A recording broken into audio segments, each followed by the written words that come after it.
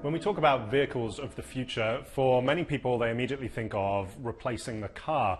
But in many parts of the world, the predominant form of transport is actually a bike.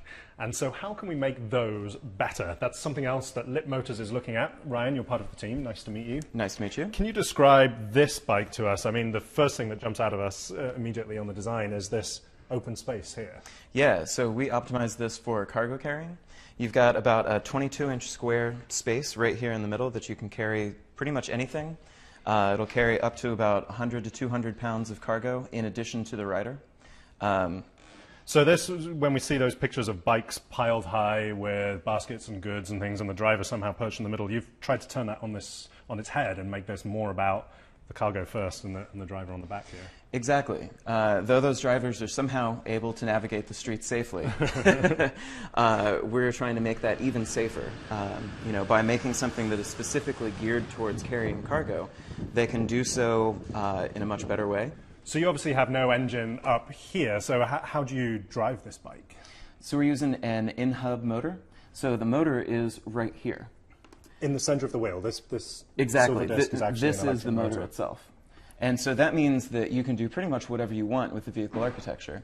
We decided to optimize for cargo carrying. So you can see the large cargo space there. So yeah, let's focus in on this then, because this is the key part. So this actually really gives you enough space to carry just about anything. Almost people, by the looks of things. I could just about get in there. Exactly. We've actually done that before.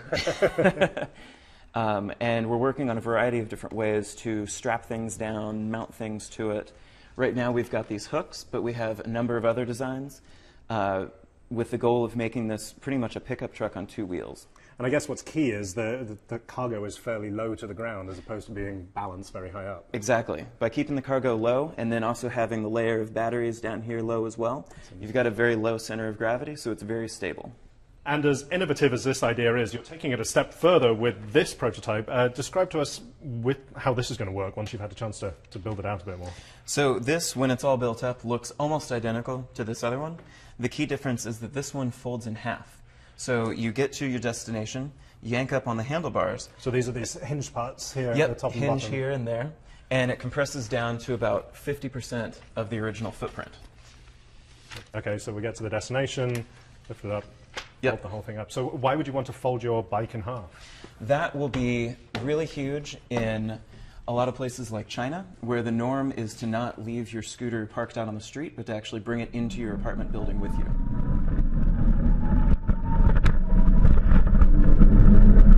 Ryan, we can see the bike in action on the streets here. This isn't just a prototype in your workshop. This is a real riding bike being driven very confidently by Ankit here. It was very quiet pulling up to us. Yeah, that's one of the benefits of electric vehicles. They're very quiet. How long do you think before we see something like this commercially available?